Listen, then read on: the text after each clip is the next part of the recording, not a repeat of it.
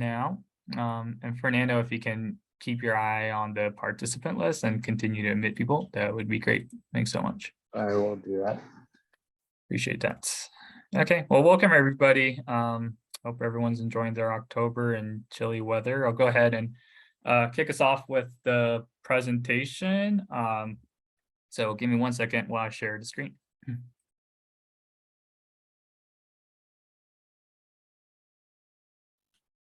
Okay. All right.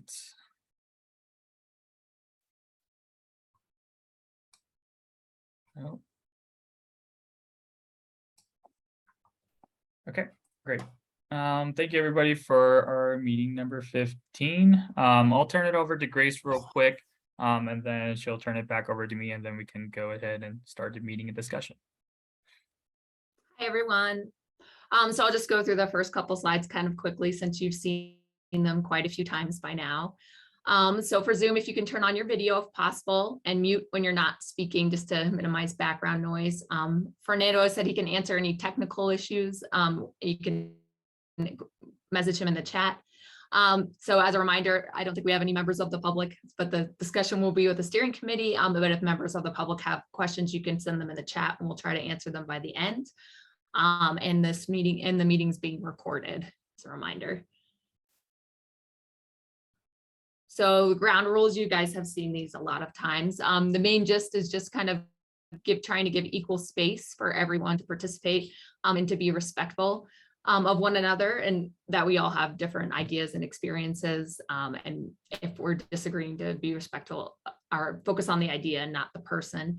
And then also, I think you guys do a great job of this, but using the raise hand function just helps us keep track of who's trying to share input.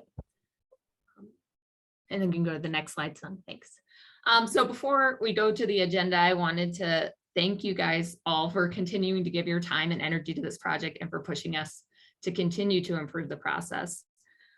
Because of your feedback, the team has decided to pause on the draft recommendations this month to take the time to reevaluate the plan for community engagement. They hear you and they understand that the community needs to be the driving force behind the plan's recommendations.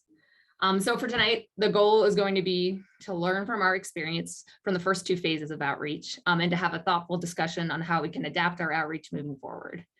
So first tonight, we're going to look at the data to help us better understand what has been working and what hasn't in the near Northwest. Then the team is going to share some ideas they have for improving outreach, both in the current phase and for when the community gets to review the draft plan. And then as we do that, we're going to have a conversation to get your feedback on the team's ideas and to hear any other ideas that you guys have on how to improve the outreach.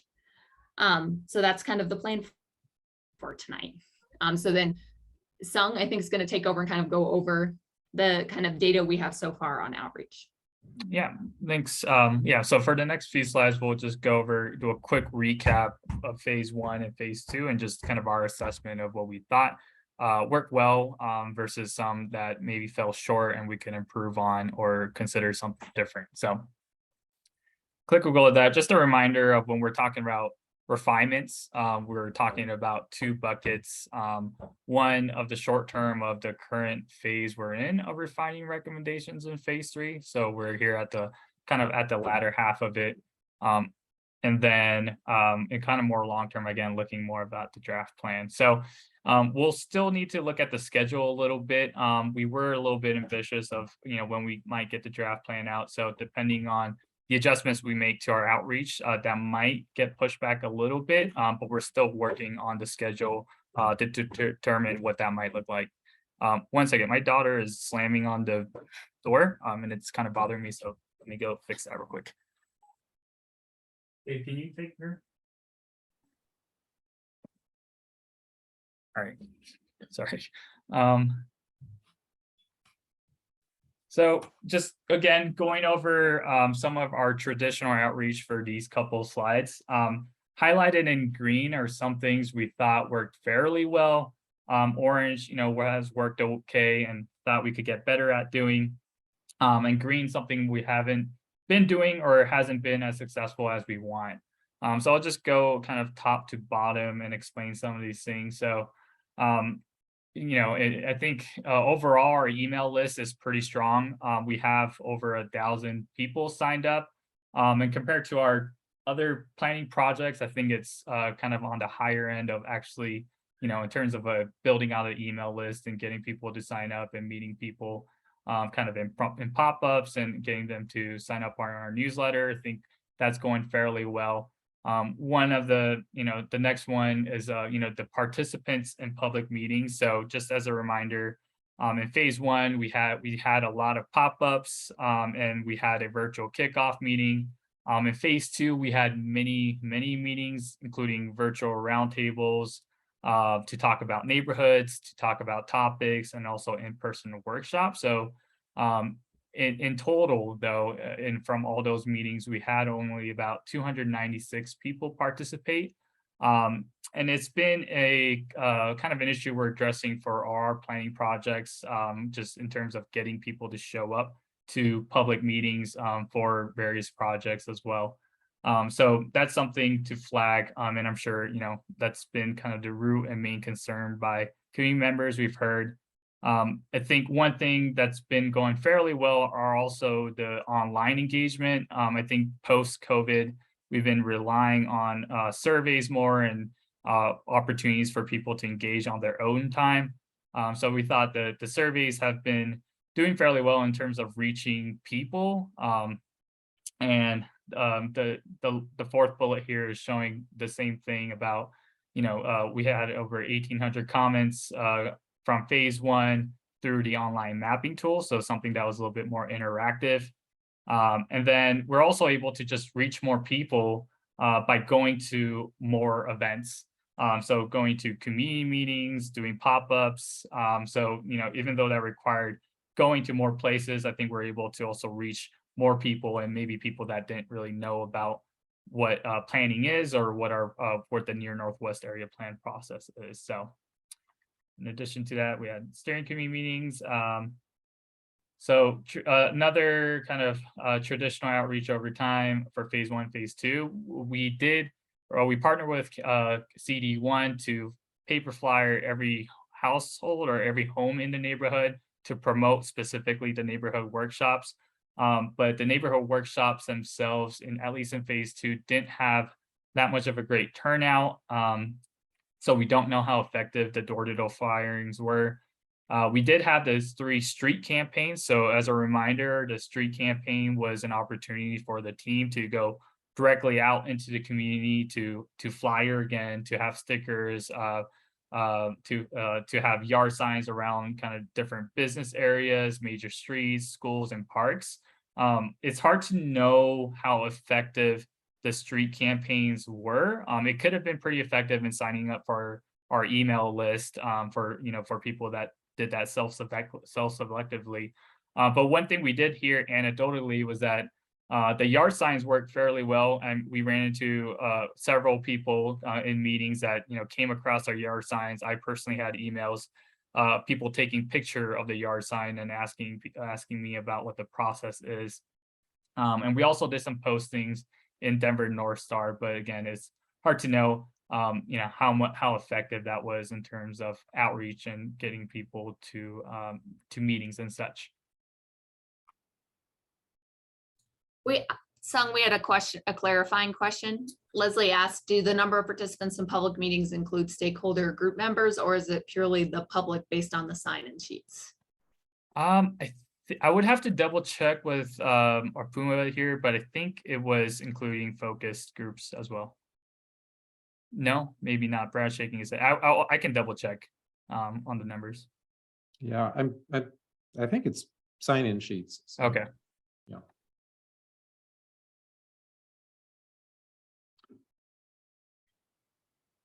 Sung, do you want me to take this? Yeah, sorry. Go ahead. So I'm talking about the focused outreach because the consultant team is tasked with this responsibility in a lead role. And our job is to try to reach folks who wouldn't necessarily participate in traditional outreach. So folks who wouldn't necessarily show up at meetings or would be connected to RNOs or some of the traditional avenues out there. So we are the first NPI plan to utilize the Promotora approach. And you recall at past meetings, we've had representatives from CCC, and Hasmin from our team just popped on the screen. She was coordinating this from our office. And we feel that this effort was successful. No other MPI plan before this one has had the number of intercept surveys from non-English speaking people. Also, the youth engagement was fantastic. That was primarily the city led through Mike, and then Hasmin assisted with that as well. So we feel that we've touched an area that was successful, and we're planning to do this again when we're rolling out the draft plan. So I'll leave it there. Cheney's next up. She's going to talk about this issue in a broader view, because the engagement challenges we've been having, primarily some of these traditional techniques of trying to get people to meetings, we're not alone. This is something that's been challenging for other processes, not only in the city of Denver, but for planning professionals throughout the country. So the pandemic is changing how we work, and Cheney will touch on that a bit. Yeah, thanks, Brad. So we know that a few of you have expressed concern and frustration. You know, people that show up to steering committee members have shown up to meetings and there's not a lot of people there, and it is frustrating. It's frustrating for you. It's frustrating for the city. It's frustrating for us. A lot of work goes into that. And it's unfortunate when we don't get the turnout that we want or expect. And it's hard to know. So we're going to talk about a lot of ideas, but in general, as planners, we are dealing with a post-pandemic community engagement world. We think that it's bringing up a lot of opportunities. We're having to change the way that we do engagement a lot. And as Brad said, you know, we're consultants. We work in other communities.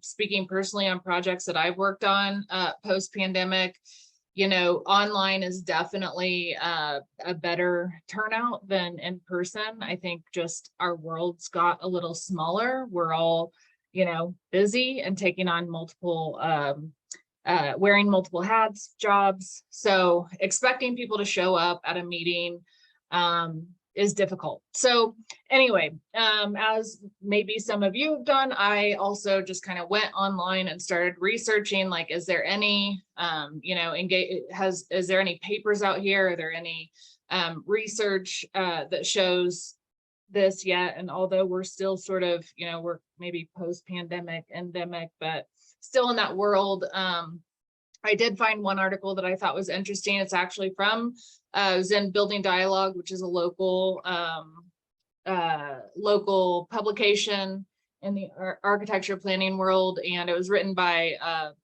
Becky Zimmerman from Design Workshop. To give her credit, but a lot of these things we're doing, some of them I think are interesting, we should think about. So this is kind of just to spark some thinking with you all, but you know, her advice is focus on equity and inclusion. You know, this gives us an opportunity to do things different. You know, what we get frustrated as planners is, you know, having these meetings and then the typical crowd shows up and it's not necessarily the makeup of the neighborhood. And so we need new ways to focus on reaching those. And as we have really focused on that, as Brad has said, with CCC and that Promotora model, also providing windows of time. So not just having one meeting from 5 to 7 and expecting everyone to be able to clear their calendars. So we're starting to do that with our open office hours that Sung has been leading, but we can do more of that, and just generally giving people more time. Having interactive web pages is a new and up and coming way.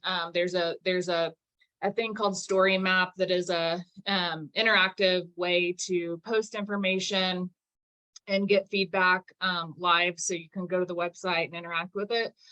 Social media is a way to do that as well. You know, we have mixed reviews. Sometimes it becomes toxic to interact with social media, but if it's a one-way filter where we can use it to push information out to the community, it's more successful. providing virtual experiences that mimic a public workshop. So we have also tried to do that, especially in phase 2, where we had in-person and online workshops. We had in-person and online meetings. So crowd searching data and research. This was an interesting one, using members of the community that might have research and data available. So for example, we've recently been reaching out to NOLA. She's the expert in community land trust. And so we want to have NOLA provide a presentation and give us some information about how her work in GES, started and lessons learned. So that's an example. Maybe some of you have other experience or data that you could share. Having hotspots and pop-ups, so going to the people rather than expecting them to come to us. That's sort of been a trend we've started to do more of. Narrated presentation, so presentation like this, we do that, we post these online, so anyone that can attend tonight can go online and view it.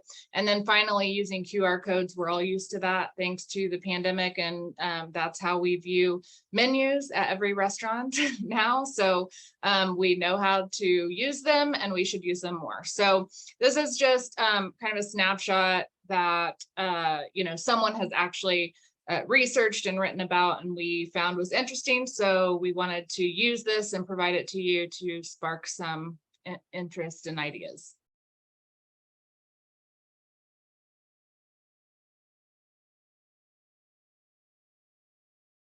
Great, this is me here. So I think at a high level, we're gonna talk about maybe some suggestions for adjustments for the future phase of the draft plan. And also kind of get some of your ideas, based on what Cheney presented and what we've heard so far. I think it'll give a good opportunity for discussion. But Grace, did you have something to jump in here before I started that? Am I correct in remembering, or? Oh, sorry, you're muted. No, I wanted kind of maybe just to take a minute to kind of process the information we had and see if anyone had any questions, or if they had like any responses to either kind of what Cheney presented or kind of the data, if anything stood out to you or you had a question about it before we kind of went into what the team kind of has come up with for recommendations. Hi, this is Trupti. On a smaller scale, we struggle with the same situation as an RNO, right? To try to get people to show up for meetings. I also monitor our social media posts. And by that, I mean, I post a lot of things, and then I kind of look to see how much traction they seem to get. And, at least for our RNO, the fun things, new restaurant, things to do, get a lot of attention, things that just get people upset and motivated, gets a lot of attention. And then I always post all of our, meetings about the council office or things like that, things like this, the least amount of interactions and, reach are in these meeting type things. So, it's the content, it's the subject matter, people don't care. So at least on my end, and this maybe speaks to the meet people where they're at, one of the things we've tried to do is to make sure we consistently have our happy hours, right? And people come to expect them. And then you kind of have a captured audience. So we do announcements and we make sure we talk about the important things. So if it is this survey and then some kind of narrative about why they must attend or take it, because here's what's on the line, I have found that kind of stuff to help. And from the steering committee member perspective, oh, yes. Trupti, I'm sorry. No, I love what you're saying. And I think we're going to get to that later when we're talking about kind of ideas and stuff. Right now, I was just trying to clarify any questions before we kind of went into what those ideas. So hold that thought until we kind of get to that conversation. Sure. Thank you. So I think what we were going to do is we were going to just kind of hear. So usually it helps to have some suggestions to go off of. So the team has developed some suggested ideas on how to adapt outreach. And then we want to hear your responses to them and also your ideas. So exactly what you're doing, Tripti, but we're going to do that in just a little bit. Thanks. Cool. Thanks, Grace. So yeah, at a high level, I think what we're thinking about for adjustments for the next phase of the draft plan is just have an opportunity to just host one larger meeting, but really spend our time, resources going to pre-existing meetings, events. Again, going back to the concept of open kind of hours and times, doing more office hours and such to provide more flexibility instead of relying on traditional meeting venues and workshops, because it hasn't really worked in the past as much. And then the third bullet is pointing out, more interactive online options and easier to engage. There are some pretty innovative tools that we've been exploring where you can actually, have an interactive PDF, comment, see what other people are commenting as well. And we've also been talking a little bit about surveys, maybe we provide the flexibility if people want to do a deep dive, we provide a longer survey. If we only have a short, time to spend with people, maybe we develop something that's a little bit shorter. So just catering to the different, the needs and kind of the desires to kind of engage in the plan. So to be able to accommodate for that. So really, those are kind of the three main ideas we pulled out for this next phase, but we also just wanted to leave room again for some ideas from you guys based on what we discussed so far to have this discussion. And again, we'll take the ideas, but we do also have to balance, with the resources and time that we have. But we do want to make sure we hear all the great ideas from you guys.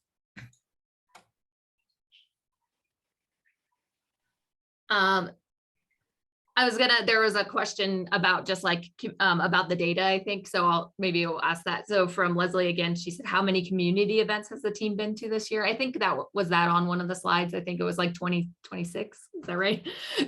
Yeah, I can look online too. It's all available online. So we'll look at it right now and respond.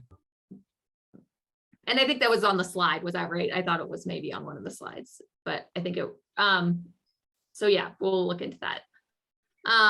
And Mike asks, what's the time frame for taking more input from the community before we send out the draft plan? Months, or should we get the plan out and get input?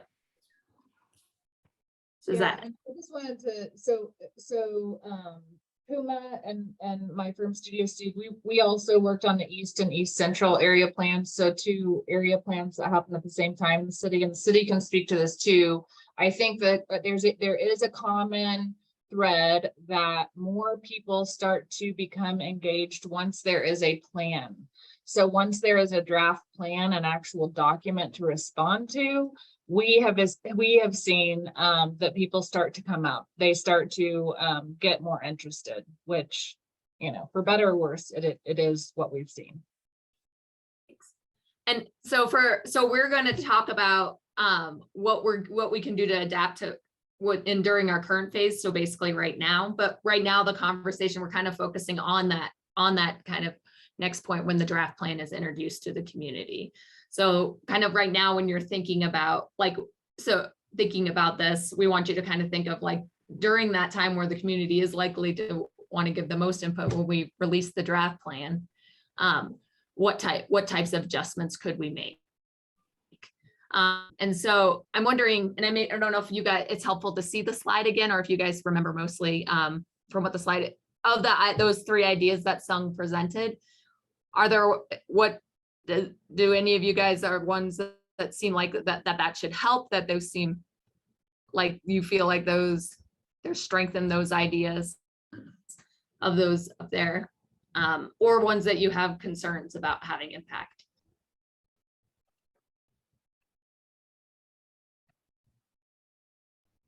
If you got, so what about maybe we'll just go, since there's just 3, maybe it's helpful in terms of like, instead have host one larger meeting, and then that way they can dedicate more of their resources to going to existing events.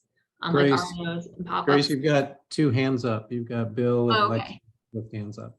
Oh, thank you. Oh, sorry. Thanks. I think I blended into their background. Bill, do you want to go, and then Lexi? Sure.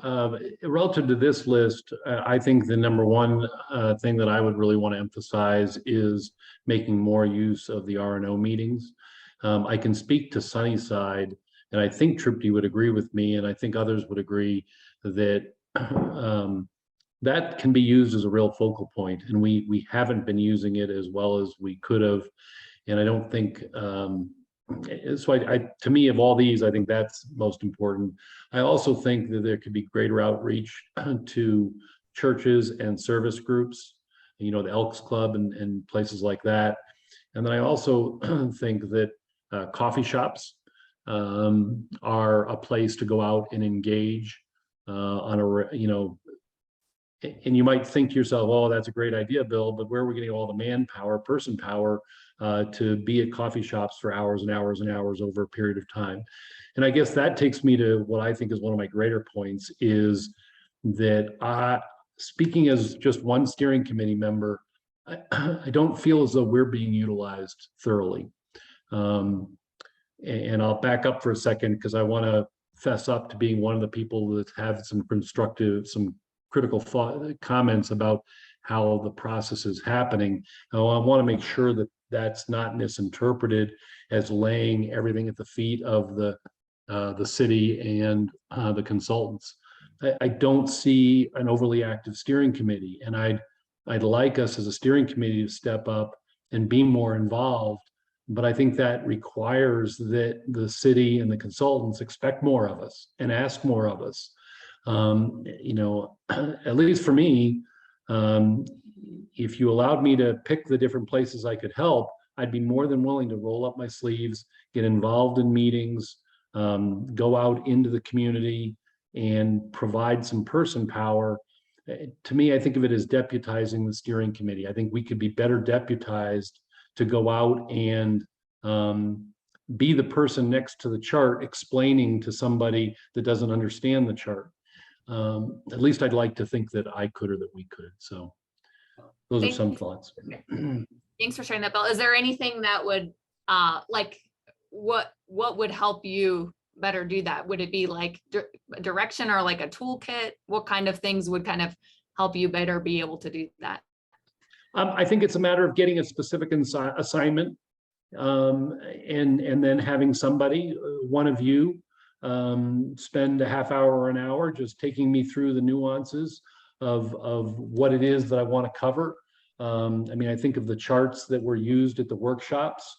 I don't think you'd want to bring all the charts to a coffee shop, but there might be a focal point. I'm not sure exactly how it would be structured, but I think many of us on the steering committee, with just a little bit of tutorial, could cover the basics and do some outreach. And then when a question is asked of us that's over our head, we at least take note of it and go find the answer, or have one of you guys follow up with a more detailed or more technical answer. No, thanks for providing that additional detail, Bill. That was helpful. Lexi, you had your hand up?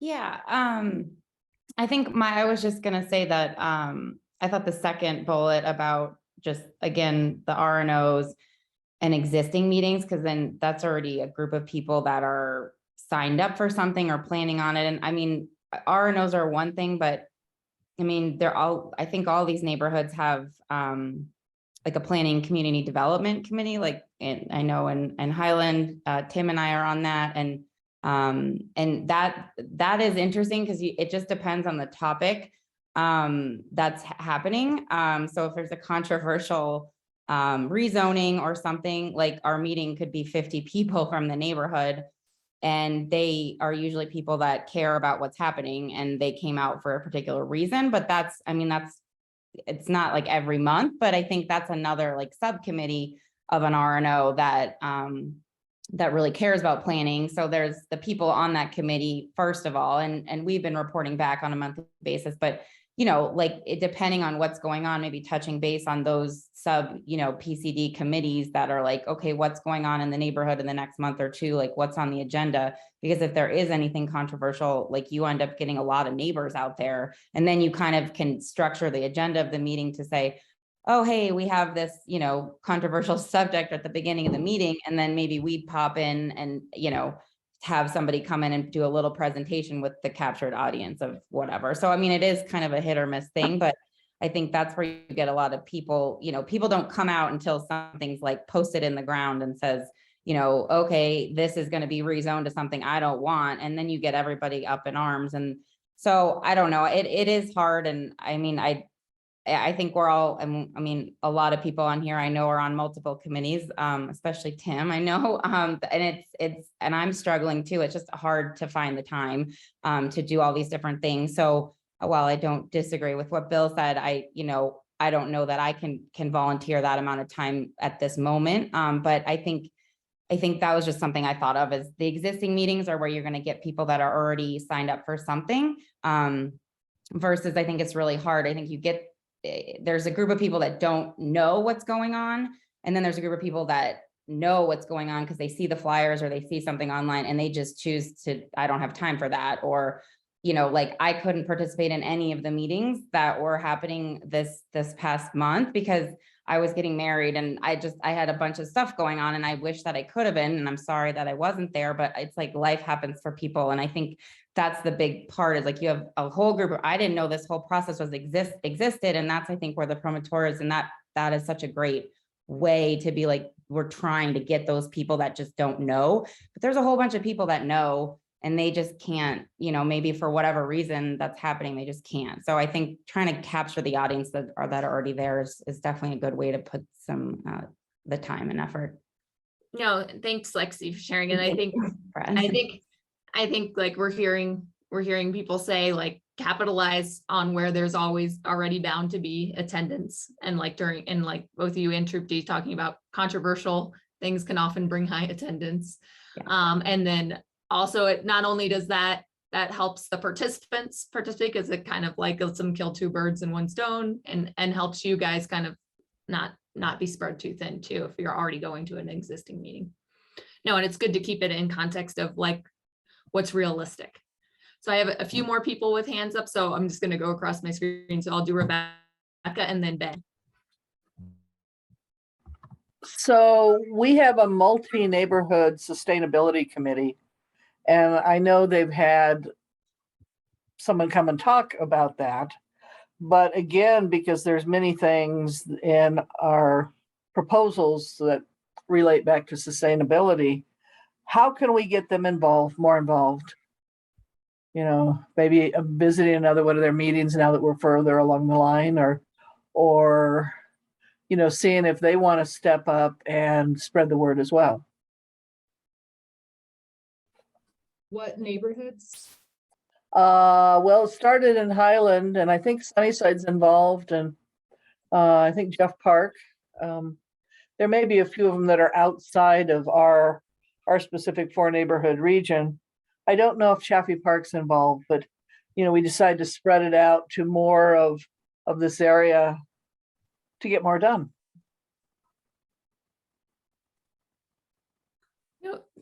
Thank you for making us aware of that. That's a helpful suggestion. Thanks, Rebecca. Ben? You know, I just wanted to go ahead and chime in because, you know, I definitely hear what Bill's saying about being more empowered, you know, to go out into community. But I know all of us have different workloads and capacity and like the ability to go ahead and shoulder more work. And with that being said, like, I know for me, like fortunately, but kind of unfortunately, like, you know, I do sit on a lot of panels, our boards, our steering committees, and like my personal ability to go out and just specifically just do this, just do like Northwest like all the time. I don't think I can do that. But however, what I could commit to is to, you know, if we, you know, went ahead and had a little toolkit and we put posters with QRC codes not that it's not already being done, like, in like on the coffee shop, like community, like board or like something like that, or, just being really intentional with what we have. And maybe there's like a rolling meeting. Like, I don't know if everybody's responsible for their own meeting in their own neighborhood, or if we're able actually to create like that little bit of like hype, you know what I mean? Like at one specific like coffee shop where there's like a rolling meeting, and then like, y'all show up and have that like community meeting. But the thing is that obviously, like we're we're participating in elections right now, and it's hard to get folks to even like get traction with like voting, let alone being concerned with like a Northwest, like, neighborhood plan. So it's just like not bringing in that negativity or like yucking anyone's yum, but it's just like, how can we be most effective in like, without so many man hours, I guess is what I'm trying to say. No, thanks for sharing that, Ben. And yeah, I think we'd love to hear your ideas on that. So yeah, like thinking about like with kind of these competing, obviously there's the elections and other things competing for people's attention right now. What people ideas are on how to use that, or how we can kind of help draw attention to our cause. And also kind of like, how can we work smart, not hard type things? Like, how can we capitalize on existing events and things to bring attention to this issue? So yeah, getting people to think about that, because I think that those are important factors for us to consider. Trupti, I saw you had your hand up. Yeah, this is probably a very easy one, and I'm assuming everyone's doing it.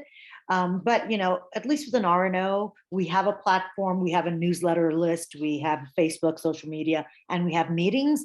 But on top of that, one of the things that I've done, and I encourage other folks to do it, is to really reach out to my own personal network in the neighborhood. So these are whether, there are people on my block, just people I talk to, people, so, I think the last time, the new survey that went out with this phase after the meeting, and after I saw that there weren't many people in the meetings I attended, I sent off an email to about 30 or 40 people I knew, encouraging them to please take the survey.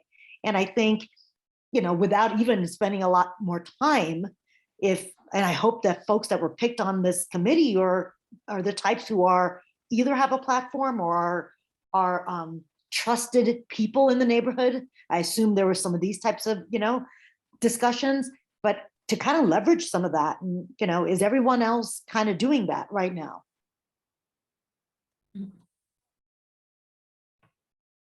No, thank you, Trupti, for that suggestion. Yeah, those personal connections can sometimes be the most impactful. Is what I hear you saying. Is there kind of any other thoughts? And I know we were kind of considering, a lot of us have been talking about kind of competing resources and, being conscious of that it can be difficult with all the different meetings going on. Did anyone have thoughts around that? I see Nola has her hand up. I was just thinking, in one of our last RNO meetings in Chaffee, we talked a lot about the park, for instance, and I feel like if we hosted a meeting that was more focused on the park, on Zuni Park, could we start there? Like, could we start talking about the park and maybe other issues come up and maybe people end up talking about other things that the neighborhood needs, but like having a focus of like, because I guess we have some bond dollars that are coming to the park, and a lot of people have questions about like, what is that going to? And could it go towards the path instead of, in addition to, or is it the playground equipment, or is it the basketball court, or is it, so maybe if we had some folks from the city that actually had some answers to those questions, but also could like that could be a way to kind of get people there and get people to talk about the neighborhood overall, maybe a little bit as well. I just, it is hard. Even our RNOs are really low attendance. Mostly, I'll be honest, that we just don't have time to do a whole lot of outreach. And I like the idea of doing more, but the reality is that, I'm super busy. But when it comes down to it, people come to a meeting when they know what it's about and they feel like they want to say something about it. They have an interest in what the topic is. And I think it's like overall neighborhood planning is too vague to bring people in. And so if there is like a topic that would bring people in, I think that would help. And I think we're willing as the RNO to help, to host that. I also like the idea of people just people do want to just get together and hosting some things like that. I mean, I love the idea of house parties and so on, but I think that might be a little bit further down the road. Nola, thanks for sharing, and thanks for sharing not just like the types of event, but how we message about those events. So potentially like keeping it, because planning, like as you said, planning could feel vague, but it may be a more specific topic would be more compelling to get people to come. Trupti, I see your hand up again. Yeah, I put this in the chat, but it didn't get picked up, but live streaming, and we haven't done this, but I know council office was live streaming, meetings and kind of that Ask a Planner series.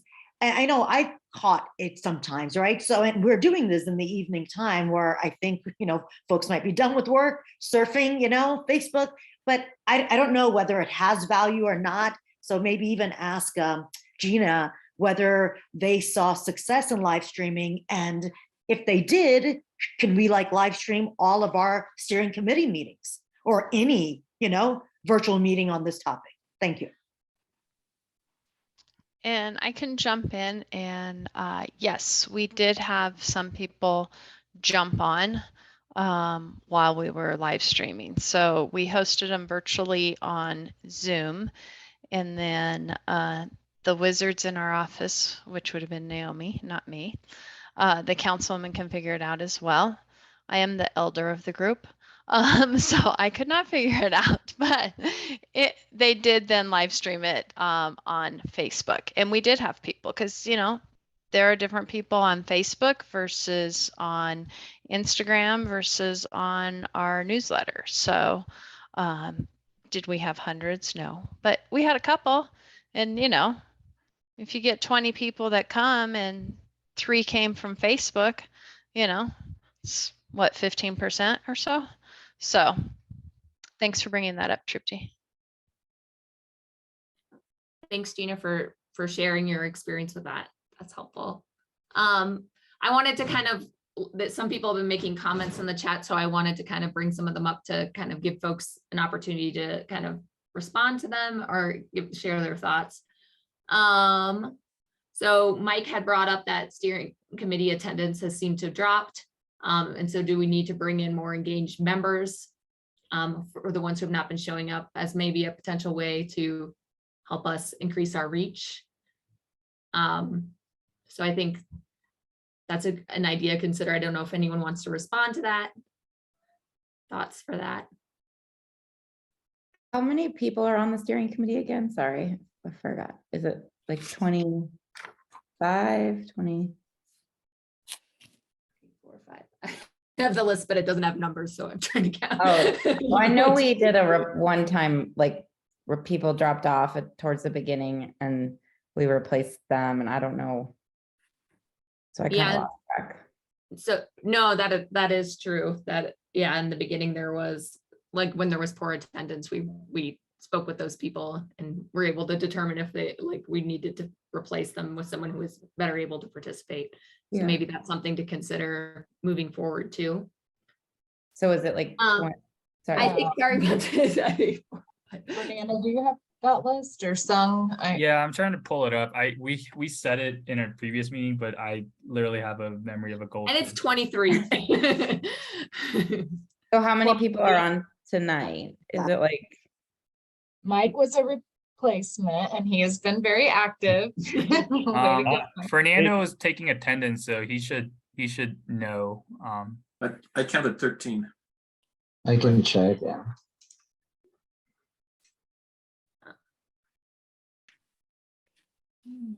So yeah, we're having Mike has his hand up. Grace can Yeah, make it. say Mike has a question. Oh, yeah, Mike, Yeah. Mike, go right No, ahead. Yeah, it was just a comment. I mean, I was really interested in being on the steering committee initially, didn't make the first cut and was disappointed. And then luckily, you guys reached out to me, I don't know, a month or so later and said that people weren't engaged and you kicked some people off and I had an opportunity. So I think that was awesome. But I was noticing the same thing, that it seems like the last several meetings I've been on, maybe half of the steering committees are actually involved. And I know it's kind of hard to try to recruit or bring somebody on midstream in this process, but it maybe that's, another tactic. I mean, rather than just doing broader community, let's get out some more people that could, spread this word. And then I guess the other question I'd asked in chat is, how close are we to having a draft document done? Because I agree with some of the other comments that have come up here that, people are probably not that interested in sort of like a vague community planning process. But as soon as you put something in front of them that says, we're thinking about doing this, we're going to eliminate this, or we're going to add this, I think you might get more reaction to that. So I don't know. At this point, are we still trying to really gather a lot of information for that draft document? Or are we really close to a point where we should start telling people, it's like, this is coming. Do you have an opinion on this? You want to add to it? Do you hate the whole thing? Do you love 80% of it? So just a thought there. No, and you had thank you for sharing that. I think, yeah, that people, and I know that our team knows from experience that, yeah, that is when more people tend to get involved, is after the draft plan has been. So you had a question about when that might be though too, Mike? I didn't know if somebody wanted to take a moment to respond. Yeah, like, I mean, is it like a month away, or are we still kind of gathering input for 6 more months? Because I think that kind of makes a difference between how much effort we really put out into the community to try to inform the draft. Yeah, I can speak to that a little bit, and others can feel free to weigh in. I think because of our lack of participation from this current phase, we do have a couple slides that has another discussion topic about short-term things we can do. So we did talk about at least lengthening the survey a little bit and trying to create more attraction to the surveys, because I think some of the key things around the alternatives and recommendations will help inform draft recommendations. So we do, just because just to play a little bit of catch up, because we didn't have a lot of people at our meetings, we do want to see a boost in the survey results before we get into the meat of drafting a plan. And it does take a lot of time to actually put the physical document together. So again, we'll have a better idea in the next meeting or in the next steering committee on timeline and just a better understanding of where we feel confident in putting a draft plan out there. So we still need to kind of discuss with the team and see what's realistic. Let me take a risk here though, and at least give you a ballpark in terms of where we think we're going. So from the consultant side, because we work with the city on the draft plan, then the city needs to review it internally. Steering committee, you're reviewing it before it goes public. So best guess is this starts to come out to you sort of in a February, March timeline. And in our own internal discussions, we're thinking it's ready to go to the community April-ish, March, April-ish. So that, I'm going to get the stink eye from the city staff on this, but that's our hope at this point. So we're a few months away, and we really have maybe 85% of the raw material ready to roll on this thing. I mean, what we're doing right now is we're refining, some important things. And I would mention too, and I think several of you mentioned this earlier, when you have a focus topic, you can get a lot of folks in a really excellent meeting. And this week, I think we had a pretty productive focus group on the industrial area. We had about 20. Tripti was there. She can truth check me on this, but we had about 20 industrial property owners. We had Cheney and the city team really prepared some great options for them. And I'll tell you, we got feedback that is pulling our thinking maybe in some different directions than we had before. So I would say maybe 15% of the content is sort of in that stage where we need some additional input and refine it. So I'm hoping we're, rolling out, at the latest, a spring rollout of the draft plan to the community. Thanks for speaking to that, Brad. We have a couple more people with their hands up. So I have, is it Jamie or Jaime with her hand up? It's Jamie. Sorry about that. That's okay. I kind of am feeling the same way that the gentleman who just spoke. I applied for the steering committee and then I didn't get selected the first time around. But then about a couple months ago, came around saying that they needed additional members. And so I'm kind of got dropped right in the middle and I feel a little lost. Like, I don't know anything about the plan. I don't know exactly what I should be sharing with the community. I join every week and I listen, but I don't know what really, to be honest, what's going on. What is the plan? And what kind of information should I be sharing with my community? That's where I stand. And the gentleman who spoke even previous to that, yeah, I would love to be more empowered and kind of be like a deputy of the whatever the platform is. But I just really at this point don't even know what is going on. Yeah, Jamie, and I appreciate you jumping kind of later in the process. I know it's a lot, it's hard, and you're probably drinking from a fire hose. So let me schedule a time to talk with you. Sorry? I was just gonna say, let me schedule a time to just maybe have a one-on with you. And I remember our kind of initial check-in and meet up, and I sent you a whole bunch of documents, but I know you have a busy life as well. So I'm happy to just kind of sit with you and talk through things and, make sure you have the knowledge and feel empowered to be able to actually speak to this process. And so I'm happy to schedule time with you whenever you're free to kind of walk you through that as well. So. Okay, I really appreciate that because I was born and raised in the North Side, and I feel like I'm highly qualified to speak on matters that are happening in North Denver, and I do try to stay active in my community. But yeah, at this point, I'm just kind of like, well, okay, I'm here. Yeah. Okay. Yeah, I will reach out to you, and then we can schedule time to talk. Okay, I appreciate that. And thank you, Jamie, for sharing that. So I see Nola and Bill have their hands up, so I'll do Nola and then Bill. First of all, I'm gonna say hi, Jamie. Welcome. I don't think I've met you yet. And that's hard too, Hi. I think, being virtually, hi. That we never get to actually like meet each other and talk to each other. And sometimes I confuse people, like I can't remember who is from which, Yeah, I get part it. of the neighborhood or, yeah. I get it. A suggestion potentially, so, and I don't, I'm a community organizer by training and so we do this a lot and this, engagement, but I don't know if this is, it's a little bit different than a community organizing process, but especially during the winter months where people are less likely to come out to a big meeting and you're not doing, block parties and things that are outdoors. A lot of times we focus on both planning and doing one-to-ones and reaching back out to folks maybe we haven't heard from for a while. And if I had a nice guide, and maybe this would help Jamie and other folks as well, of like, these are kind of like in Chaffee Park right now, these are issues that we want to know more about.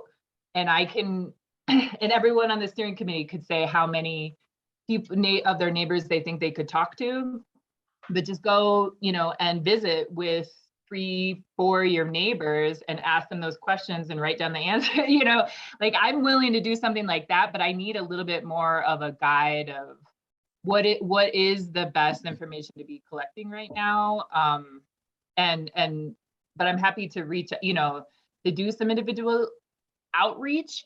But I don't want to like do outreach that's too general, that's too like, what do we need in the neighborhood? Like kind of too overall general, but also not too specific, because I could talk to folks about things like community land trust and stuff like that. But I think there's probably other areas of feedback that we want around the neighborhood plan specific in Chaffee Park. So that might be an idea of like something to do November, December, perhaps, is a couple, each person on the steering committee reaches out and talks to a certain number. There, as many number, like usually in our meetings, we'll be like, okay, how many one-to-ones can everyone do? And everyone volunteers how many they can do. Like I can do 5 in the next 3 weeks, or I can do 10, so people might have different amounts that they could do. But then that would involve you all kind of getting us a guide or something. I'd love to have like a little binder or something that I could show people when I'm talking to folks. Something like that, that somebody said like a toolkit, something like that, but I'd like to have it physical. Didn't we, at the beginning of this process, maybe, I don't know if Naomi Grunditz is on the call, but didn't we get a big binder at the beginning of this process? You did, Leslie. Naomi in our office made him. Look at Lexi showing that off. So Council District 1 has provided the binders. So if CPD and Puma team provides the content to put in it, it's just a 3-ring binder. And Jamie, if you need a binder, if you would just email our office and we'll get it to you. Michael, Okay. Did you get a binder, Mike? He's like, where's that darn unmute? Yes. I don't remember if I got like a physical binder. Did I think Hold it that may up be a again, PDF? Lexi. There was it. Well, and it was an option if people wanted a binder. Some people didn't want a binder. Some people just wanted the PDF. So if you didn't get one and you want one, we have a few left.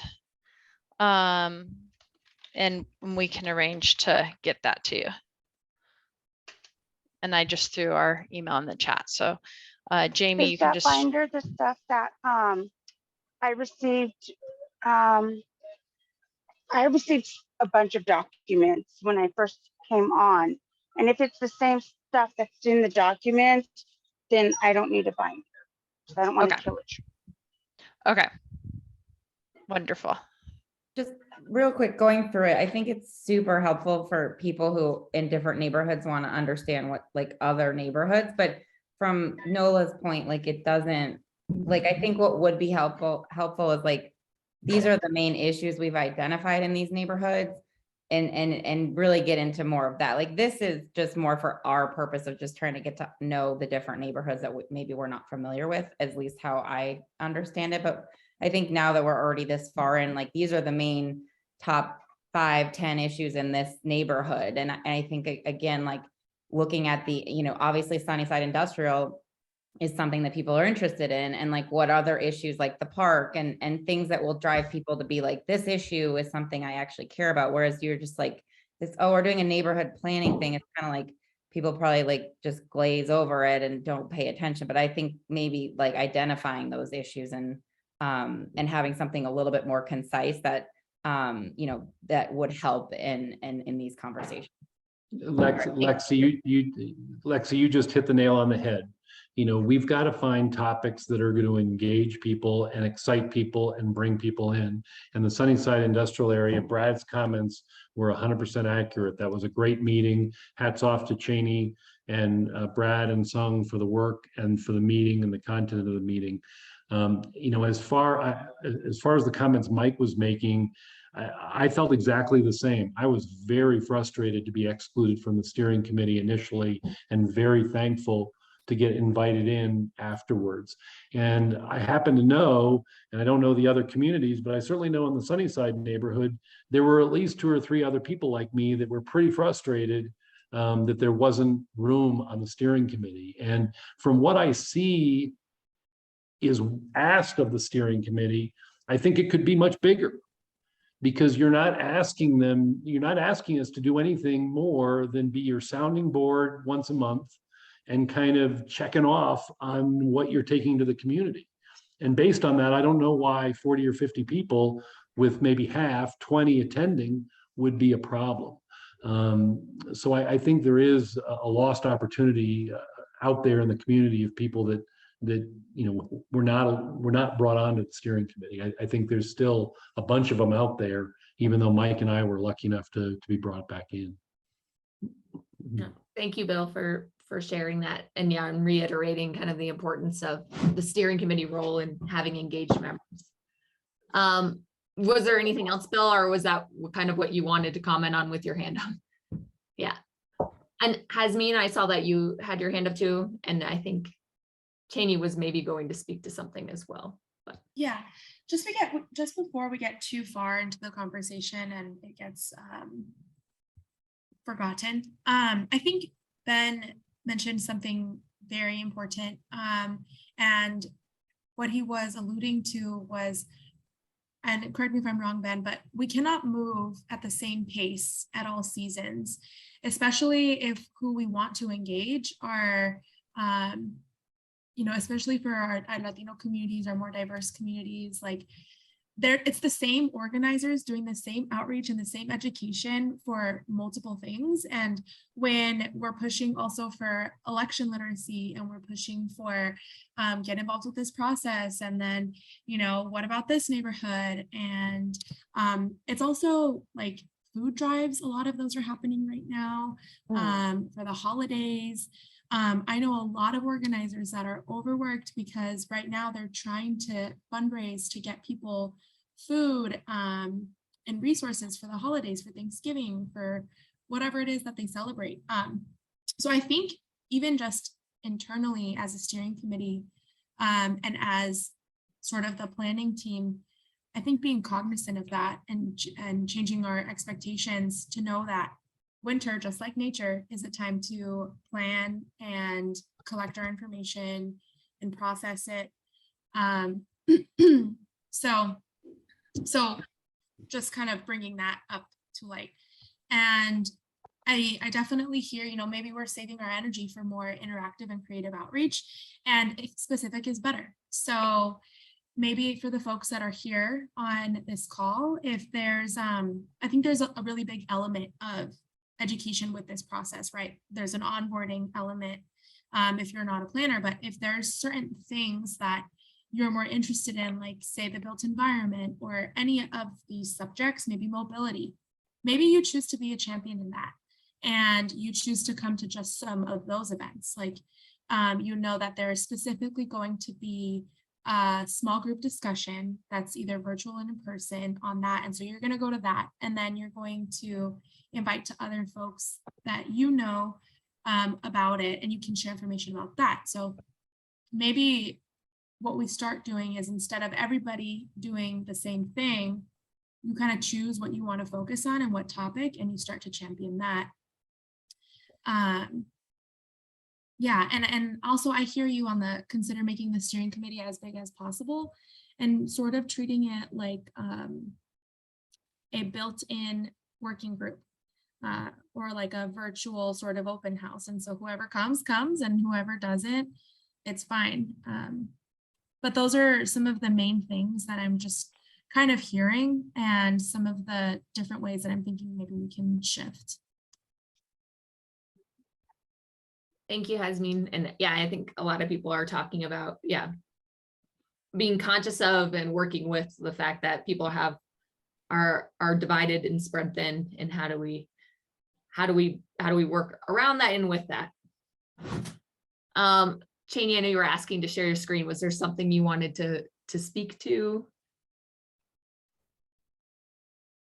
Yeah, well, I changed my mind. Originally, I was gonna say that we do have the issues and opportunities report, but also understand that that's a planning document and not as accessible, but something we could provide right away to you all is, oh, I don't have access to share my screen again, is the boards that we've been presenting at the workshops. They are a summary of the draft recommendations, and you could print them as like 11 by 17. So we could do that for you. But that could be, 4 to 5 pages that you could take around to your neighbors that have maps and just the draft recommendations for each of the categories here. So I can do that now. So for example, this is history and culture. So how do we celebrate and preserve history of neighborhoods? We have a map and a legend of what that means. We have draft recommendations. We have the Sunnyside industrial area, which we talked about in the small group yesterday. It has pictures. It summarizes what we've heard, and key ideas. So we have about 7 or 8 of these posters that really summarizes where we are in a more digestible manner. So just an idea. No, thank you, Cheney, for speaking to that and kind of responding to what you're hearing about people wanting tools to use and giving them something they can use right now. Tripti, I see that you have your hand up. Yeah, thanks. This is something I think I suggested at the last in-person meeting, the last round, and I was at the Chaffee one, and we were looking, I mean, there were a few people there, but we were looking at, the federal commercial nodes and what people thought about that. And one of the suggestions I had at that time was that it's really hard to understand the various commercial nodes on a, poster board. And what we really need is to be actually visiting those nodes as a group or having the group visit them. But, without actually visualizing that and being there, kind of making decisions or selecting your option from the options you guys provide on your surveys, I don't know that that's a great way to do it, because what are you actually deciding on if you're not really understanding what's there on the nodes now? So something, specificity and, topics that are digestible, but then also the right visuals, the right massing, and for each of the areas that we're talking about, kind of the right interaction. So every interaction is not going to work with a poster board. Some maybe we do it like Nola was saying, if we're talking about a park, we do it at the park, or, but in the same way, to me, that federal commercial nodes were really hard to understand for the people who are there. I know from being here, I got to go visit them before I answer that question, but we're asking people on the fly to make these selections without really enough information. Thank you.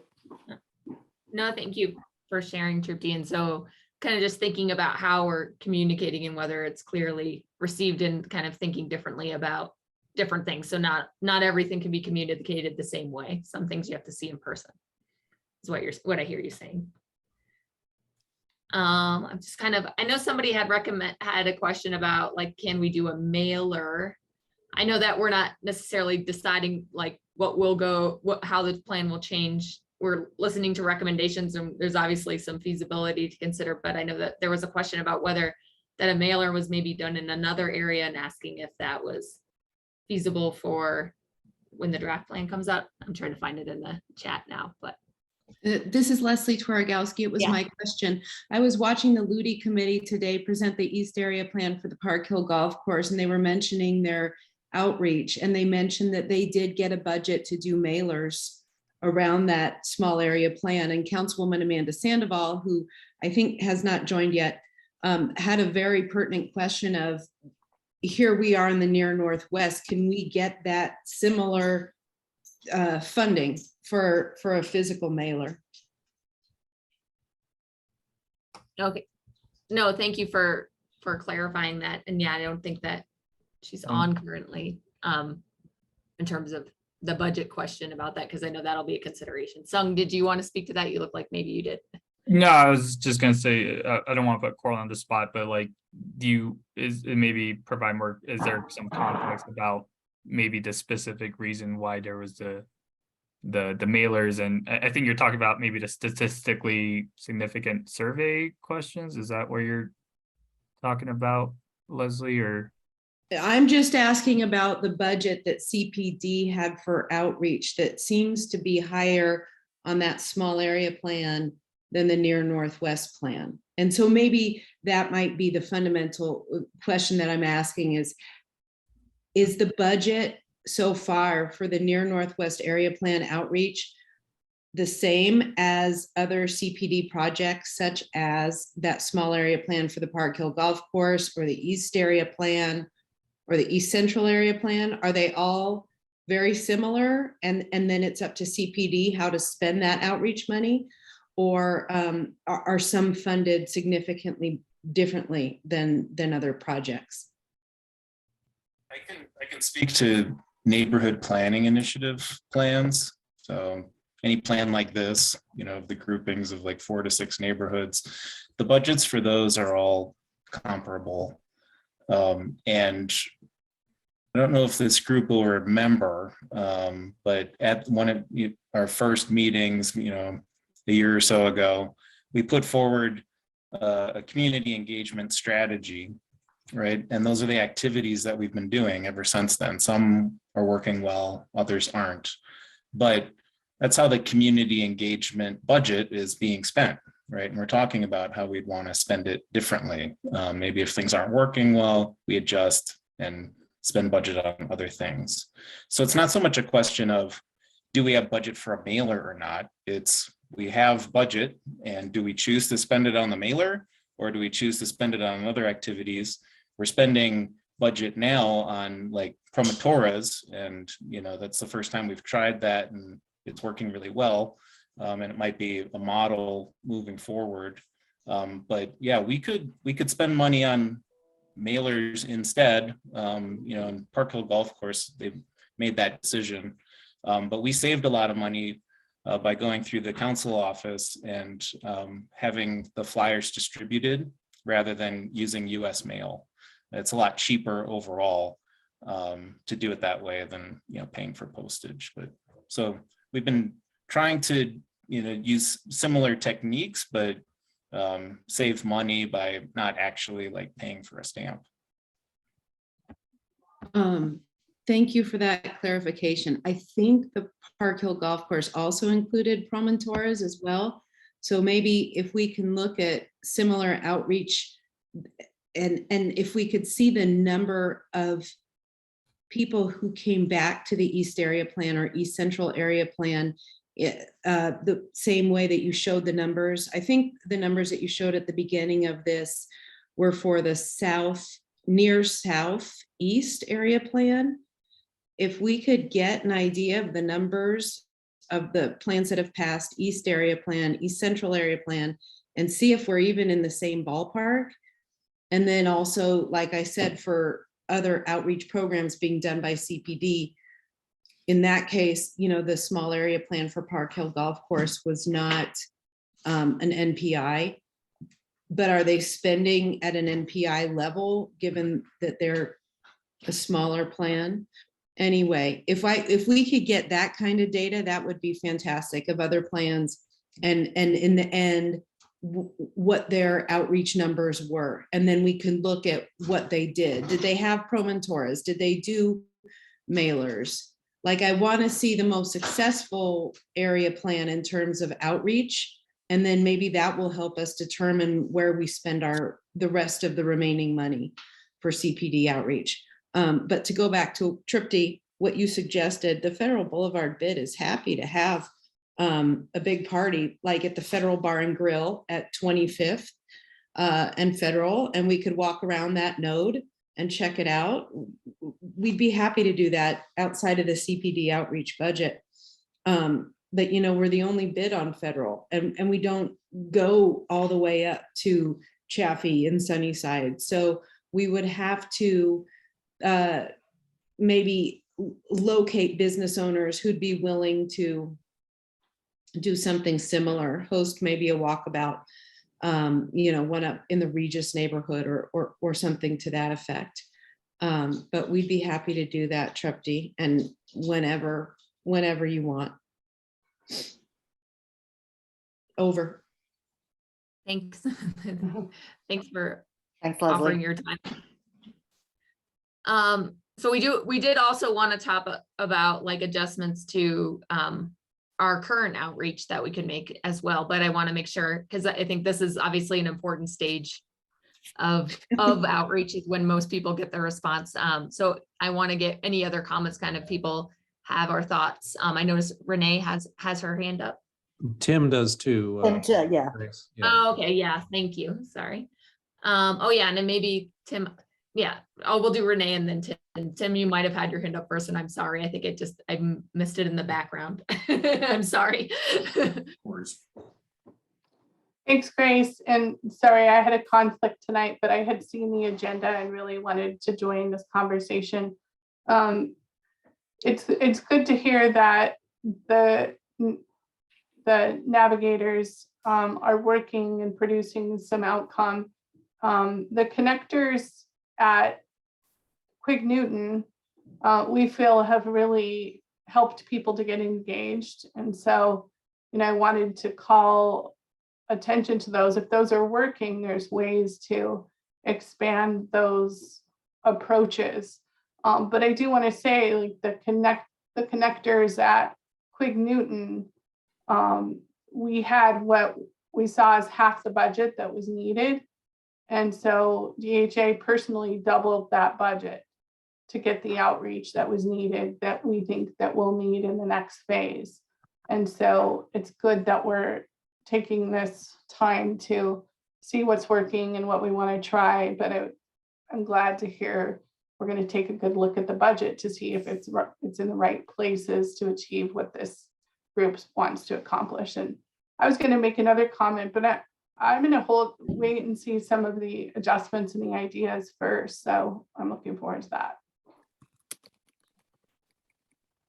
No, thank you, Renee. And Tim, thank you for your patience. Go ahead. Sure. I raised my hand actually after Janie had talked about more specific kinds of recommendations, the draft recommendations being available and being something that we could start sharing and responding to. And from my perspective, the more specificity, the better, because then we can say, yeah, that makes good sense, or, oh my God, that would be just the most horrific thing you could do to our neighborhood. And, we're not there yet. And it's frustrating, as somebody who chairs a land use committee, to go month in, month out and say, well, we've had another meeting and, there's not a lot to report yet.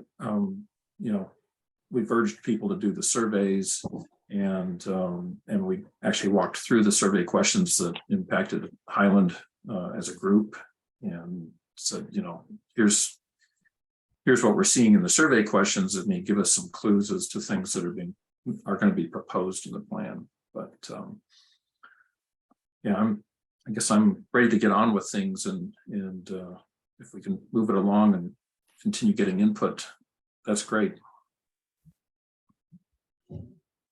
So looking forward to when we have draft recommendations for draft plan for people to respond to. Did somebody else have their hand up? Trying to take a look back. I think maybe not. You know what? I do have a question regarding, the draft plans, but, do we have a mandate to move where we are today if the engagement didn't get us to where we are today? I mean, how do we move to the draft plan if everything before it lacked engagement? So, I guess let's not rush to the draft plan being like, oh, well, because the draft plan will get the engagement. How do we even have a draft plan without the engagement having decided that, I guess? Tricky, and that's a good question and probably good segue into maybe talking about what we can do immediately currently to kind of get more engagement in our current phase, because that was the second part of the conversation that we wanted to have with you. So we wanted to talk about kind of how to get more engagement in this important stage of when we release the draft plan, but we also want your input on what we can do now. And I do know that they're planning on kind of having the survey out there for a longer period of time to get more engagement. But Sung, maybe we can speak to now kind of the ideas and thoughts for adjustments to our current phase. Grace, just before you move on to that, I sort of have a question for Trupti and really just the group. I think that, well, one, what would be enough engagement for you to feel as though we can provide a draft plan? So that's one. And then, but yeah, I guess answer that one first. What would feel sufficient? Yeah, that's for you, Trupti. Oh, thank you. Well, I will tell you that Amanda Sandoval and us doing our Sunnyside overlay, and it impacted about 3,200 households, and we needed 320 responses. That's 10% for her to feel like she had a mandate to move this forward. Now, are you hitting 10% of the 4 neighborhoods and those households and the people that are impacted? Because if you're not, you know, why is an RNO held to a higher standard on something that we, you know, initiated than the city, you know, NPI process would be? And our piddly little thing that did not do as much as this thing is going to do took us 4 years.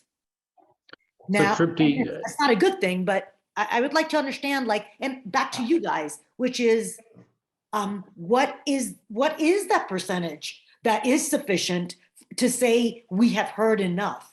And so I don't know that I'm an expert on, you know, taking surveys or engagement levels. I was just giving you the 10% as we had been expected to achieve in a community-driven process. Trupti, I agree with your broader point, and I do think the engagement is, when you look at the numbers, they don't feel that impressive, especially when you compare them to the numbers you just mentioned. But the one comment I would make relative to your comparison of the overlay versus this is, in the case of the overlay, we got that engagement once we already had an overlay written.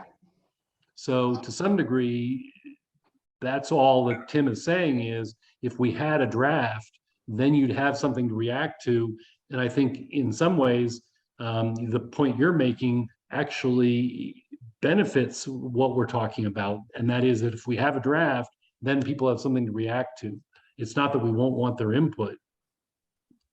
So, right. And I think, you know, just one of the primary differences also is that, you know, the zoning does change property rights, what you can do with it. So, you know, typically when we have policies and strategies, there's follow-ups, right? There are regulatory projects that need to follow up to go through another process to have a engagement process and talk through that. But I think, you know, throughout for NPI, it's a really opportunity to talk about vision and values. And again, like to assume that 20% people actually care about planning in the neighborhoods might be far-fetched. It's hard to bring interest to this process, but what we do and you know what our goals in our engagement strategy is to just try to hear from as many people as possible that wants to talk to us and that's representative of the population, and to hear the diversity of opinion. So, you know, that's been really the focus of the process, and you know, we can look at metrics, but at the end of the day, you know, nothing is final, and this is an iterative process, and we will put a draft plan out there, and it's not final. We'll continue to refine, but idea is, you know, hopefully we've heard from as many people as possible with different perspectives as possible to make sure that the strategies and policies are aligned with what people envision for the neighborhood. So that's just something I wanted to add it, but. Yeah, and I guess what I was getting at is that I wanted to just kind of get to the root of the concern. And I think definitely, I don't know if the city has any specific metrics in terms of we want to reach 10% or 20% or 50% before we vote at the city level to accept or not accept the plan. I'm not sure about that, but it is an iterative process. And in other plans, it's the 4th phase when there's already draft recommendations where folks really come out because they have something to say, no, I hate this, or yes, we can consider it with reservations, etc. Again, just that being more specific piece. Okay. Yeah, and I want to just make sure we get your guys' input on the current phase. If you have further thoughts on it, be sure to enter those on the chat so that we can capture them. But I want to make sure that we are able to speak to the topic of what adjustments we can make in the current phase. So Yeah. Sung, if you want to talk about ideas that the team has come up with for adjustments to the current phase. Yeah.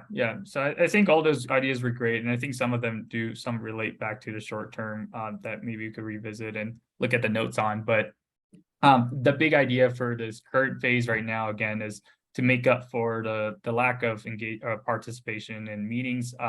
We decided to extend the deadline of the survey a little bit longer into November and drive people to the survey. So at least to create more awareness about our process and to know that draft recommendations are coming, a draft plan is coming.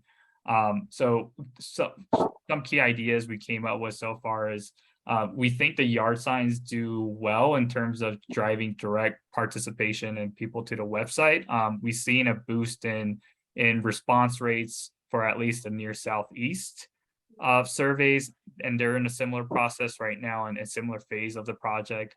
So we think, if we can have more yard signs up, I think we can create more awareness around the surveys and our process for people. The idea is to conduct more pop-ups to engage on the spot and also point people online.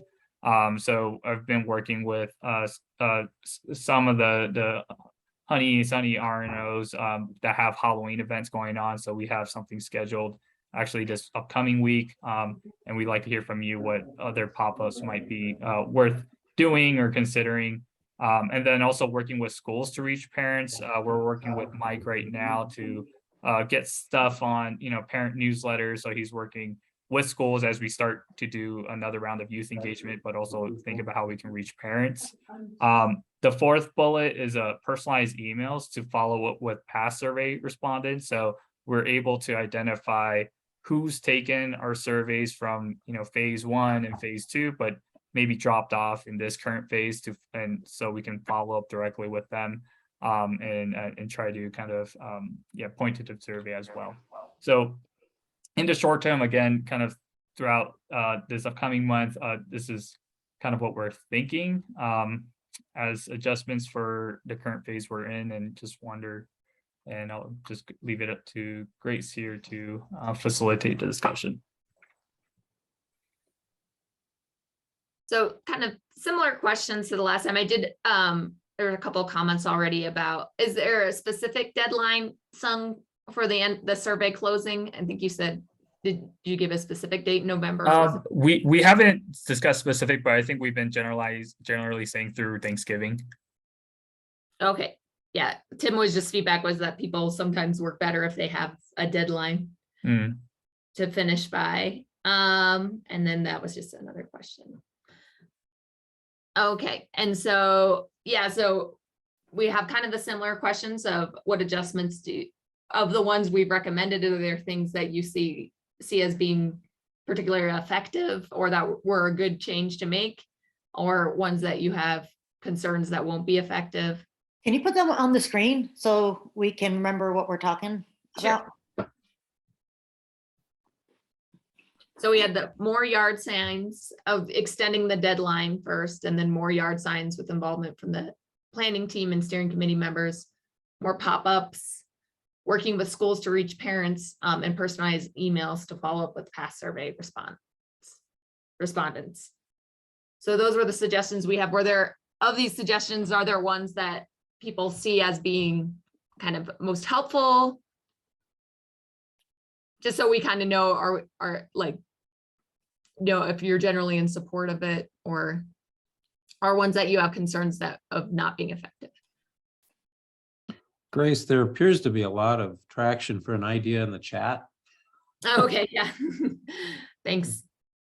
Yeah, I was like looking for my hands up and then I lost the chat. I think it was Renee, your idea is getting some traction there. Can you? Oh, Renee, do you want to speak to? Yeah, I'll answer Grace's question first, which I think working with schools, it's a good time to do that right now. I think that could activate parents. It can activate some of the my kids just finished high school at North High School, and I'm still on all the feeds on social media and others where I see drives or pushes to get input on different things. So I think schools, that's one of the top ideas on the page. And what I put in the chat is a deadline's always helpful. I'm the worst at I could do it today, or I can wait till the deadline, and it's something is oddly appealing about just waiting to the deadline. But a contest like between neighborhoods or between schools, or that's just that little bit of extra push to say, someone else says, hey, like we're in the lead, like we're gonna win something. It doesn't even have to be a huge prize, but a neighborhood pizza party is something that could be highly motivational. And the glory of just being that, it has to be fun and it has to be personal. And that's what I think. I feel like we're competing with so many things that are so consuming to people on a daily basis. And we're talking about the long term. And I had put in the chat that, West had a very similar conversation. And it was, how do we get to things that grab people's attention? And part of that, and I really respect Tripti's, comments about we need to get input before we make recommendations. But to Nola's point, maybe they're just ideas and we use them to get people engaged. And there's nothing wrong with that, because they're not recommendations, they're just ideas, and we need more people to pay attention to them. I think that's a great point. This is Leslie. And I think it's worth noting that while we've been on this call, DPS came out with their school closure list. And it includes Columbian, which I believe is within this plan zone. It's in Sunnyside. Right, Columbian. Well, and then it would be West, Fairview Elementary. And maybe what we need to do is get across to people is that these zoning decisions that we make have direct impact on how many families can afford to live in the neighborhood. And therefore, we might lose some schools if we aren't thinking about zoning in that kind of way. But I mean, it's hard for people to see when we do this all in a vacuum with just a CPD plan, how this affects schools, how this affects travel on Federal Boulevard, how this affects the parks like Chaffee Park or whatever. All these things overlay, but when you all are going out as CPD, you're going out in a vacuum that makes it hard, I think, for the average person on the street to see how the zoning changes might have significant impact on other things like the Denver Public Schools or Denver Parks and Recreation. So I'm just trying to echo Renee's suggestion that we kind of find a way to tie this all together for people. It sounds easier said than done. Leslie, no, thanks for that. Like how to frame it in a way that with all these competing issues, it seems important and something they need to attend urgently. No, I hear what you're saying. I think we do want to focus on because that's something that impacts the short term, but probably more so the long term also, like for this project. Are there things, ideas, suggestions people have for engagement in the short term for this current phase? So didn't we, at least this group kind of thought that empowering steering committee members, making things into smaller digestible things, attending more R&O sets meetings, are those also what you're thinking about in the short term? Because otherwise we just, spent a lot of time giving you ideas, and then you kind of gave back us the stuff that you probably already thought about before you got on this call. So just curious whether, some of the ideas that came up today, why aren't we maybe possibly using them? Yeah, I mean, I think we'll have to kind of, that's why I was saying like some of the things we're discussing in the long term could apply for the short term, just because all the ideas were spilling out. But I think mainly it's just it is the time that if we, thinking about what we can do in this next month, we thought the immediate thing was to drive people to the survey, attend the pop-ups and do stuff like that. But if we're talking about something extra where we need time to work through these toolkits and organizing tools, like, we might have to think more of a draft plan phase of, within the 2 months of that rollout, what can we do and how can we better prepare for that? So it's really just a matter of time at this point of like, what can we do to make a direct impact right away? And that's what kind of the short-term ideas we're listing off. But I mean, we could definitely think about and reflect on some of the other long-term ideas that might be more relevant for the short term if it's feasible.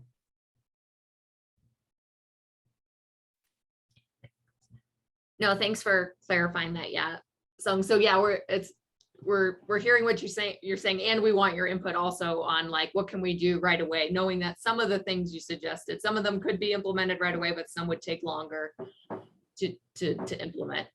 So would attending RNO meetings be a short-term thing? I mean, I've got a meeting coming up in under 2 weeks, and I could easily give you guys a bunch of time on that agenda. It's our, monthly land use. And if I recall correctly, at the beginning of this process, there was an individual on Sunnyside that was very displeased at the fact that this project team wasn't Sung, it was before your time. It was when it was Liz. But that you guys weren't regularly attending the RNO meetings, and that was kind of shut down, and now we're coming back to it. So, I mean, those ideas were there. People were telling us exactly this. So, anyway, so RNO meetings, like I said, if you guys can come to our next one, it's the Registered Neighborhood Organization, Jamie, RN as in Nancy O. But yeah, we've got one coming up, and I think that doesn't take you guys doing toolkits, but it does get you out and visible in front of people, and it allows us to put you on the agenda and kind of say, hey, they're going to give you an overview, and there's a lot of stuff that's been going on, and a lot of ideas and recommendations or possible recommendations are on the table, and we could throw a few onto that email that would again generate interest.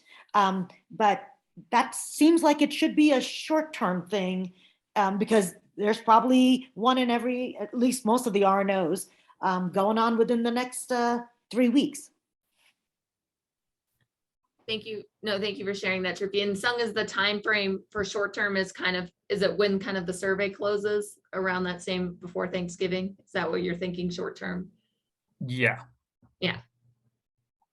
So kind of thinking in that time frame between now. And so there was also the question of for pop-ups. So that would be like setting up a table and trying to engage with people where there's kind of already an audience. Do you guys have thoughts on with thinking kind of before Thanksgiving where Halloween next week, right? Was there a specific place, Trupti, that you think? Well, yeah, Sung already knows. And I think Sung, have you guys decided that you couldn't do both Sunny and Honey? Correct? That's what I think you had said. You were going to do Honey. I think their group is bigger. But however, Yeah, I think it was based on availability and so Fernando will be attending one of those. And unfortunately I'll be out. I don't know if it's unfortunately, but I'll be out of the country for a little bit. Fortunately, yes. For a week. Well, so that is an opportunity, and that's going to be a missed opportunity. And after, this, I think something like Christmas will probably be the next time that most RNOs may have some holiday events and get-togethers. Maybe some do happy hours. We will not be doing Okay. that. Yeah, Trupti, yeah, I mean, we can follow up with you on kind of what might be interesting to bring to your guys' RNO or other kind of, Yeah, maybe that'd if be it's great. not a pop-up, maybe it's we do more of the tag along meetings. So we can discuss that as a group and see. Thank you. How about folks who maybe haven't spoke? Have they had any thoughts on kind of anything kind of to get people's, and mainly it seems like mainly getting people to go to the surveys ways that we could do outreach in the short term to get drive people to visit the online survey.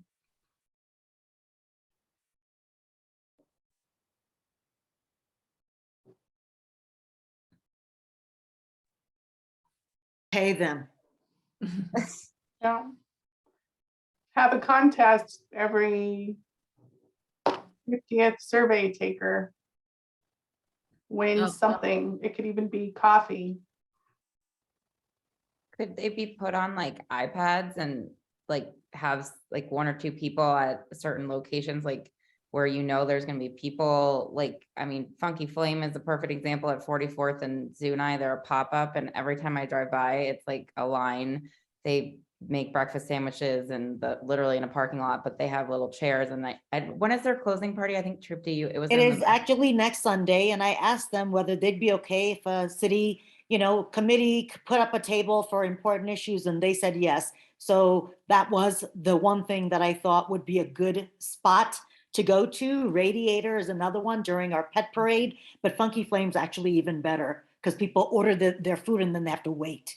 Yeah, get so it. if they That's were when able you to get take them. it on, on a tablet right there, it might be easy.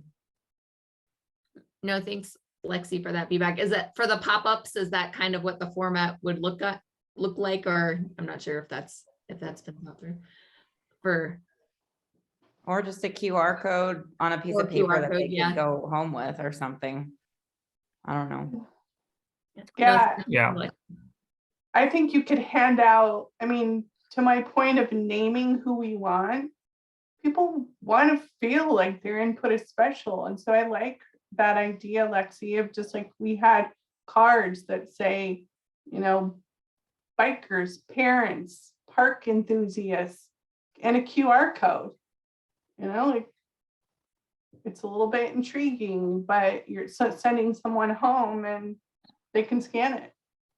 Yeah, I mean, we're happy to, we obviously can't be in multiple places at once if we're limited with bodies, but we're happy to provide little handouts with the QR codes. I know Alex from our communications handed, or at least forwarded them electronically, but we can try to maybe get some prints if you yourself are attending something like that and would be willing to at least, hand them out or anything like that. That'd be great.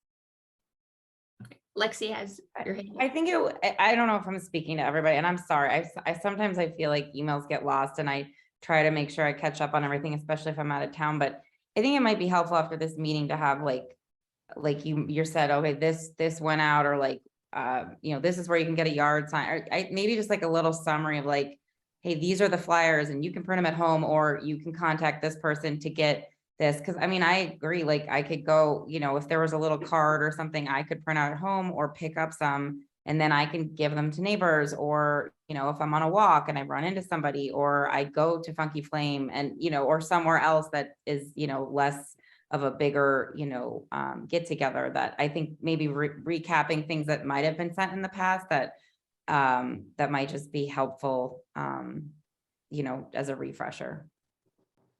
No, thanks, Lexi. Yeah, just making it more easily available and all in one place. Is it kind of what I hear you saying? Yeah. Yeah, and sorry, I know I could go back. I could have found out where the yard signs were picked up, but I just, just something as a refresher for some of the newer members and people that, maybe have lost the emails in the past, or, and I'm sorry for the double work, but I think it sounds like we're all just trying to be like, what can we do? And maybe we can all put it in a one location.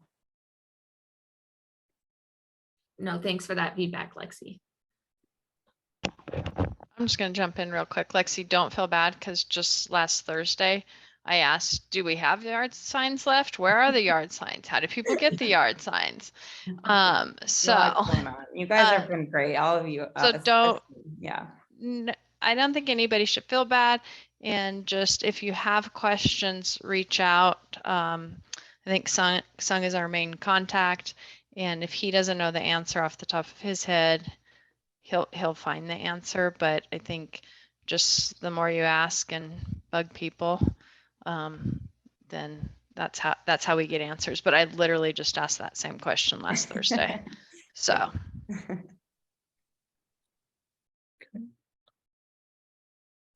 I want to, we want to go over kind of some next steps too, but does anyone else have any more thoughts on feedback on the current phase of engagement before we do that? I have one more question, and I'm hesitant to ask it. It's just social media. I know that there's a lot of our target audience and a lot of residents who I want input from that do not have digital access. But I do think it has its place in generating excitement and word of mouth. And I just wonder if we have talked about it, if we have explored it to use in that way.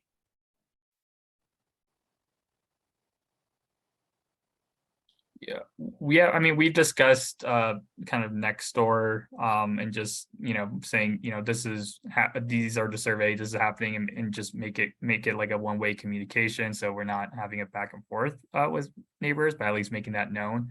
I mean, I know personally the consultant team, we have friends, colleagues that live in a neighborhood, so I've been sharing it like on LinkedIn and such, and I know others have as well. So we've been doing it personally, and the city's been doing social media regularly. We have like a kind of procedural way of doing things for different phases of the project, but yeah, we've been using at least the city's Twitter, Instagram. I think we've done targeted Facebook ads and stuff like that, at least from the city side, and working with RNOs on their social media stuff. That's great to know, because I'm happy to hand out cards, but also to like those on Instagram to try and get them in my local feed.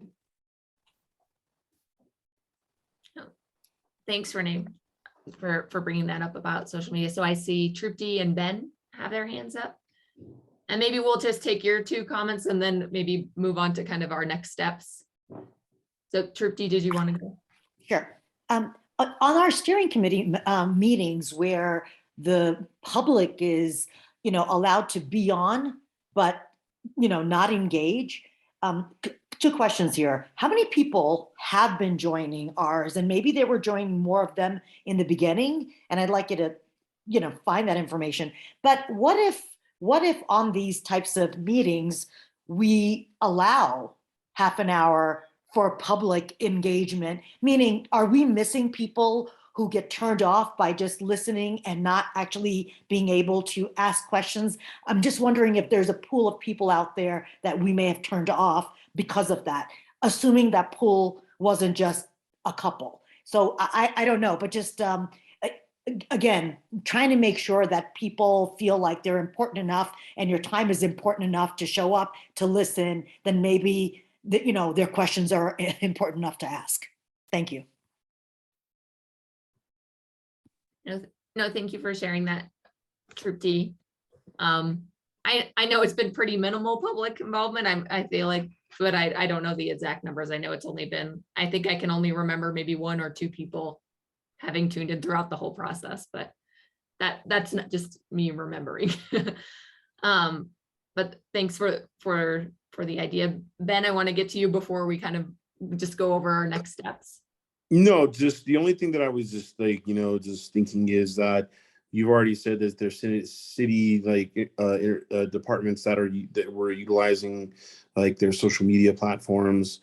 I just was thinking if there's more that we could utilize, and then also if like Denver Public Library like was also a really good like partner. Like when I worked for Councilwoman Torres, we were able to like, do things like hold hours at Denver Public Library, and then also put up our posters, and that was really cool because what you're getting is that whole engagement with people taking their kids from book reading hours or what have you, or so the library was a really good asset for us. So yeah. Funny story. We actually had an office hour at the rec center in the Highland, and Edson did that one, and he was actually able to interact with about close to 13, 15 people, including people that were lifting weights all around him. So it you know, that was a pretty interesting way of, you know, engaging people. And the guy was, you know, doing some curls, put him away, talked to Edson for a little bit, and then, you know, going back to his weightlifting. But yeah, I think those are interesting interactions of just doing kind of more pop-ups or office hours at community locations like that. It's just like also like instead of reinventing the wheel, and it's like there's lots of ideas that have been, you know, put into the air this evening. It's like, all right, cool. Like, what does the city actually have access to? What, you know, like what do we have available to us so that we don't have to go and create a whole nother situation? So. No, thank you, Ben. Yeah. And again, I think, yeah, that a lot of the theme for tonight is kind of thinking about how to use existing events and things so we can meet people where they are. I think hearing a lot of people kind of expressing that. So I really am thankful for all the input. It was a really engaged conversation. I mean, we went the full time, and we really appreciate your thoughts. I know that there's a lot in the comments, a lot of ideas that you just kind of sift through and figure out kind of feasibility and next steps. But I think that we're definitely moving forward to improving the plan and improving the plan for engagement, and I hope that you guys feel hopeful that, you know, we're moving in the right direction, and that, you know, engagement in the future is going to hopefully be more robust, and we're going to have better participation. So with that, I just wanted to thank you for how thoughtful and energized you've been tonight. And I just wanted to pass it to Sung to kind of talk about our next steps. Yeah, sure thing. I just wanted to give more of an FYI for steering committee members about upcoming events. The Lambuth Family Center. So alongside everything we're discussing, we're still continuing to do the focus engagement apart from the promotorial work. So I think we talked about last time, we haven't heard from too many, you know, folks in elderly care facilities and families experiencing homelessness. So we're going to be doing some follow-up engagement there for those groups coming October, November. So more focused engagement. We were able to schedule a pop-up for the Highland Halloween parade. I think we were there last year, and it was a good turnout and good time to engage with a variety of people that didn't know about our planning process. So we'll be there Sunday. The steering committee meetings. So we do have our steering committee meetings on the 4th Tuesday of last month. And that does, you know, run into holiday weeks for November, December. So just knowing busy schedules with families and travel plans and such, you know, our suggestion was to just maybe have an early December meeting to resume draft recommendations, conversation around mobility and quality of life, but also maybe we can have it as an in-person holiday potluck. I'm not sure how everyone feels about that, but that is an idea we had there. And so if you guys think that's a good idea and would like to get together to do that, along with, you know, having our meeting, we could send out a poll to see, you know, which dates might work best for people. But generally, what do people think about a early December meeting and having it in person and a potluck part of it? How about we have an early December meeting, but we don't have to bring our own food? The Federal Boulevard bid can supply food. Nothing drives me away from a party more than knowing that I have to bring food for others. It stresses me out. Can the bid host like on a Sunday afternoon, first, second week of December? A little host will give you food, we'll walk around. I mean, just something so it makes it less of a pain in the butt for attendees who want to attend, because not only then do you have to attend, but you have to cook a meal as well. And good heavens. Did you send out like one of those doodle? I don't know where you can be like, these are the dates doodle polls, and then people can say when they're available and that. Well, here's what I need is I need CPD to commit or suggest dates that they can be there, because the last thing I want to do is set up a meeting where we all come and CPD's not there. Well, Sorry, I it meant will they be could a set it steering out, yeah. committee meeting, so we will be there. So I was talking about our next steering committee meeting, not an additional meeting on top of that. So Okay, well, regardless, either way, the offer stands. yeah. Let us buy you food. Okay. Don't, unless you want to cook. Maybe you're a good cook. I'm not. You'd be sorry. Okay, so You got my potluck food. I'm getting a thumbs up for at least the in-person early December potluck, and then definitely yes on the food. Yeah, yes to Leslie's suggestion. No potluck. Do something fun where somebody else makes the food. Right. No, I mean not potluck. I mean, I guess enjoying No a one- meal together. I don't know. Unless you want to show off your cooking skills or something, but that's definitely not me. Me neither. Okay. Okay, so I'll send out a poll and coordinate something all together in a follow-up email. The last thing, and we're here 2 minutes, so perfect timing. So I think the idea of empowering you guys and getting you guys more involved. I think some assignments we had was maybe forward again. I think to Drupal's point, if you haven't already done so, forward to surveys, to 5 to 10 of your neighbors. And we're also seeking maybe 2 to 3 volunteers from each neighborhood to help at least distribute 3 to 4 yard signs where you think it makes the most sense. And Lexi, to your point, maybe we can also prepare little handouts with the QR codes if maybe that's something that's more useful for you.